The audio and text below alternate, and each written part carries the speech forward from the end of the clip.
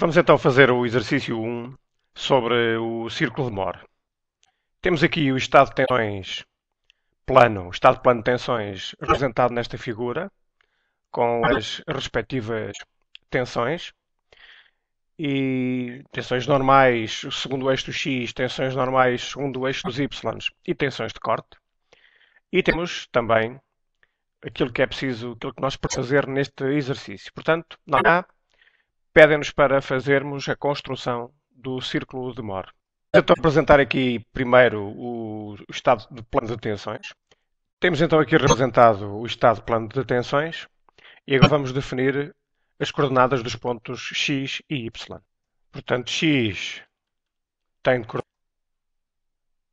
coordenadas mais 50, portanto, a tensão normal em sigma, em X, está a atração, e menos 40. Portanto, a tensão de corte na face perpendicular a X faz rodar o elemento no sentido anti-horário. Portanto, negativo. A tensão normal, segundo o eixo dos Y, é de compressão, pelo que marcamos menos 10. E a tensão de corte será mais 40. A partir destes valores, vamos agora traçar o círculo de Moore com coordenadas sigma e tal. Cá está, sigma, tal, o eixo dos y, o eixo das ordenadas é tal, e aqui temos a origem deste referencial. E vamos marcar pontos x e y. Vamos fazer este traçado mais ou menos à escala. Isto deve ser feito com rigor. Ora bem, então o ponto x tem de coordenadas 50 menos 40. Vamos marcá-lo. 50 é aqui, menos 40 aqui. Interceptamos e obtemos aqui o ponto x. Fazer a mesma coisa para y, menos 10, ou seja, aqui, e mais 40. Portanto, vamos 40, interceptamos aqui, temos o ponto y. E agora vamos ligar x com y. Bem, temos já aqui traçado a união de y com x, que vai interceptar o eixo dos sigmas no ponto 20. Ou seja, este será o ponto do centro do nosso círculo de Moore. Agora vamos traçar o círculo com base, com centro em C e raio até X e Y. Está aqui traçado o círculo de Moore. Vamos agora marcar os pontos principais. Aqui temos o ponto A. Aqui temos o ponto B. Aqui temos o ponto C. Aqui neste topo temos o ponto D. Aqui nesta outra extremidade temos o ponto E. Aqui temos o ponto F. E aqui temos o ponto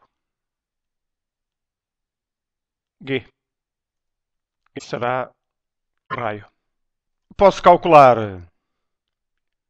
a distância de a origem até ao centro, este segmento OC. Isto é igual à tensão média, que é igual a sigma x mais sigma y, ou seja, 50 menos 10 sobre 2. Portanto, isto será igual a 20. Cá está 20, que é justamente o ponto onde temos o centro do círculo de Moore. O que quer dizer que este desenho está bem feito. Podemos ainda retirar aqui deste desenho. Sabemos quanto é que é OF. OF é igual a sigma x, é igual a 50. E então, CF será igual a OF menos OC. Ou seja, 50 menos 20. Ou seja, 30. Se nós quisermos saber quanto é que vale este raio, basta-nos aplicar o teorema de Pitágoras aqui a este triângulo. Portanto, sabemos quanto é que é isto. CF, é θ. Sabemos quanto é que é Fx, que é igual a tau e é igual a 40. E podemos agora facilmente determinar o R. Raiz quadrada, Fx ao quadrado, mais CF ao quadrado.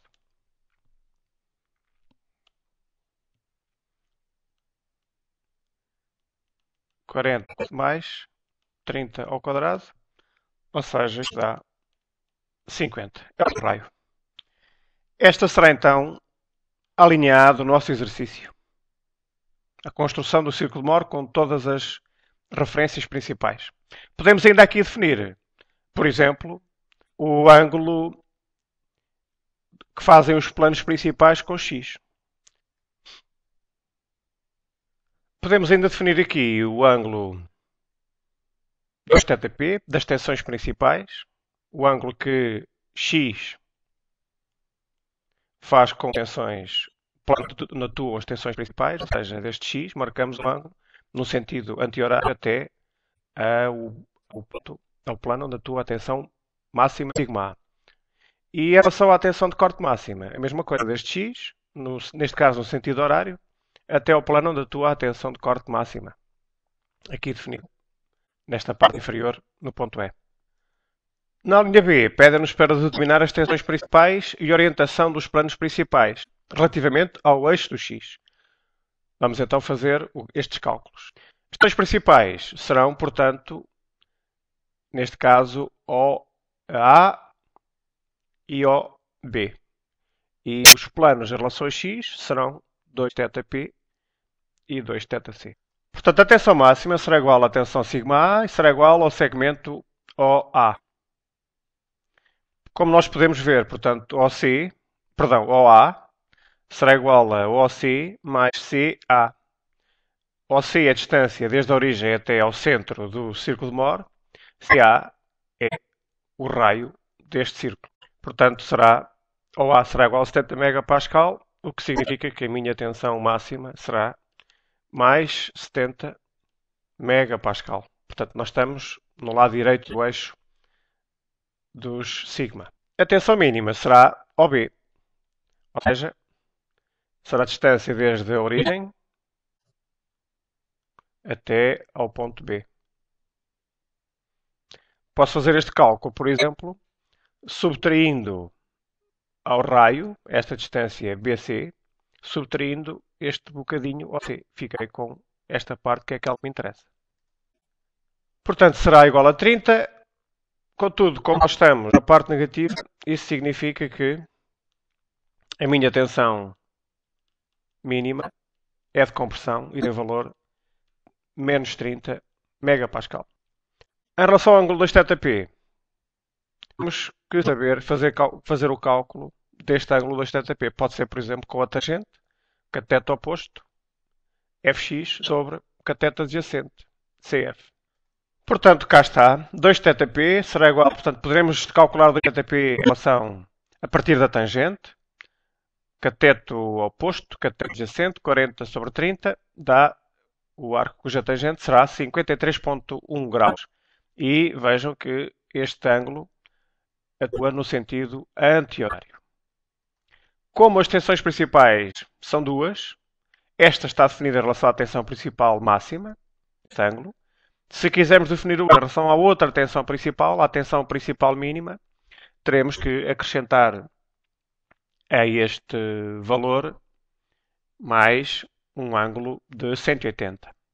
Ou seja, portanto, o ângulo será 53,1 ou 180 mais 53,1. Reparem, este aqui. E ainda este outro. Não. Daqui até aqui. 2θ mais 180. No referencial OXY, este valor de 2θp será igual a θp. É sempre os valores no referencial OXY, são sempre metade dos valores no círculo de Mohr. e, portanto, será metade de 53,1, ou seja, 26,6 graus. No mesmo sentido. A partir de x, rodamos no sentido anti-horário, 26,6 graus. Em relação à questão B, está tudo definido. Vamos agora passar para a linha C, determina a tensão de corte máxima e orientação dos planos onde atua. A tensão de corte máxima é definida pelos pontos D e E, e estes pontos D e E estão a uma distância da origem igual ao raio. Portanto, a tensão de corte máxima é igual ao raio, igual a 50 Pascal. Vemos ainda que esta tensão de corte máxima tem uma ordenada, portanto, tem uma abscissa que corresponde exatamente ao valor da tensão média. Ou seja, podemos pôr aqui tensão média e que neste caso 20 megapascal. Falta agora definir o ângulo 2θc. Portanto, o ângulo que x faz com os planos onde atua a tensão de corte máxima. Cá está, 2θc, o ângulo que x, cá está, cx, faz com o plano onde atuam as tensões máximas. Neste caso, em relação ao ponto E. 2θc. Para nós determinarmos 2θc, basta subtrair 90, 2θp. Portanto, 2θc será então igual a 90 menos 53,1, 36,9 e este roda no sentido horário. Reparem, sentido horário desde x até ao plano onde atuam as tensões de corte máximas. Estes ângulos são sempre marcados a partir do eixo do x. Ou, se quiserem, algumas situações.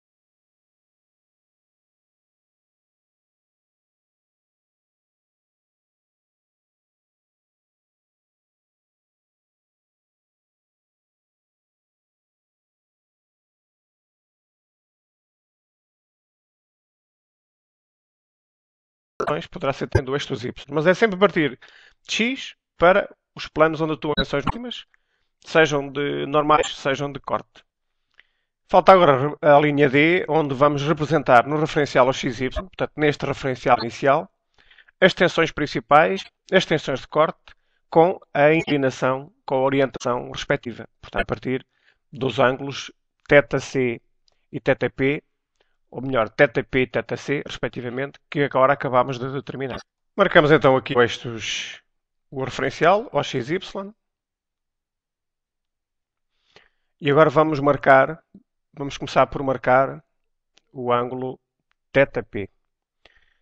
θp é um ângulo que faz 26,6 com o eixo do x no sentido anti-horário. Portanto, vamos aqui, marcamos 26,6 no sentido anti-horário, para cima, e traçamos o respectivo eixo, que eu vou designar por eixo A, porque é o eixo em relação ao qual nós estamos a marcar as tensões principais. Estamos a falar da tensão principal sigma A. Portanto, eu vou designar este eixo por eixo A. E agora represento aqui o elemento, devidamente orientado, portanto, com as respectivas 4 faces. E agora vou representar aqui, em cada face, as respectivas tensões. Tensão principal, sigma A, é uma tensão de tração. Portanto, marco tração. É a tensão máxima. É igual à tensão sigma 1, é igual à tensão sigma A e vale 70. 70 megapascal. A 90 graus temos a tensão mínima. Esta tensão mínima é uma tensão, como nós podemos ver aqui, de compressão, menos 30. Portanto, eu vou marcar tensão de compressão sigma 2, tensão mínima 20 megapascal. De um lado e do outro. Tensão mínima. E lá está este ângulo aqui. Não esquecer, é θp. Ou seja, 26,6. 26,6 graus. E vou fazer a mesma coisa em relação agora a θ C. Só que agora θ C são 36,9 graus e o sentido de rotação é no sentido horário, a partir de x. Portanto, eu vou marcar a partir de x 36,9 graus.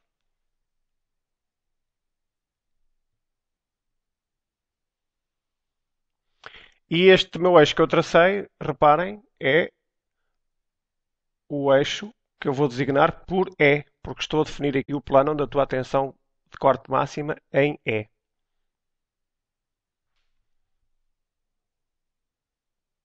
Eixo E. Vou marcar aqui o referencial, o elemento, perdão. E agora vou traçar as tensões de corte. 1, 2, 3, 4. E também tenho que marcar as tensões normais. Ora bem, em relação às tensões de corte, na face onde a tua perpendicular ao ponto E, não se esqueçam que eu estou a marcar aqui o ponto E, esta tensão de corte está na parte negativa e, portanto, de acordo com a convenção de sinais, faz rodar o elemento no sentido anti-horário. Portanto, eu tenho que traçar aqui uma orientação, é esta tensão de corte, que faça rodar o elemento no sentido horário. Ou seja, em relação a este ponto, o sentido anti-horário tem que ser para cima. Portanto, a minha tensão de corte terá que ser esta aqui. Esta será sempre a oposta e aqui a mesma coisa. Portanto, se esta aqui atua para cima, na outra face atuará para baixo, para ter o mesmo sentido. E assim marquei as tensões de corte. Tensão máxima, que vale 50 Pascal. Neste ponto E, eu posso também definir a respectiva abscissa, neste ponto. Ou seja, a abscissa é a tensão normal correspondente ao ponto E. Ou seja, é esta distância aqui, que eu já defini como sendo a tensão média. Estamos na parte de tração, portanto será mais, e a tensão média vale 20 megapascal. Portanto, vou marcar aqui uma tensão normal, igual em todas as faces.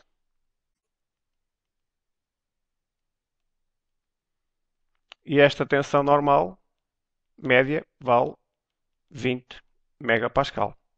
Reparem que no ponto E a tensão normal é 20, no ponto D a tensão normal é 20. É isso que nós traçamos aqui.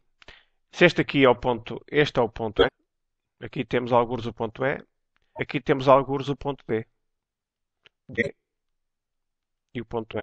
Que têm coordenadas, por exemplo, o ponto E, sigma normal, tensão média 20 megapascal, tensão de corte menos 50. O ponto D tem tensão normal 20 megapascal e tensão de corte mais 50. Assim sucessivamente. Aqui, este ponto aqui corresponderá também ao ponto A, aqui corresponderá ao ponto B. E reparem que nestas tensões principais nós não temos tensões de corte. As tensões principais são justamente assim designadas por as tensões de corte CR. Portanto, não marcamos aqui as tensões de corte. Para finalizar, falta traçar aqui o ângulo θ C, que vale 36. Não, não é nada 36. θ C é metade deste valor. Portanto, este valor aqui, θ C, será 18,4. Portanto, θ C será 18,4. Reparem nesta questão muito importante, este aspecto muito importante, que é o facto de que este ângulo aqui é um ângulo de 45 graus. Se somarem 26,6 com 18,4, temos que obter 45 graus. Este é um dado muito importante, como vocês já sabem de outras disciplinas. As tensões de corte máximas fazem sempre um ângulo de 45 graus com as tensões principais. Aliás, se nós virmos aqui no círculo entre a tensão de corte máxima e a tensão principal, temos aqui um ângulo de 90 graus. O que significa que no círculo de Moore será metade disto, ou seja, 45 graus. Cá está os tais 45 graus, que é o ângulo que faz a tensão principal máxima com a tensão de corte máxima.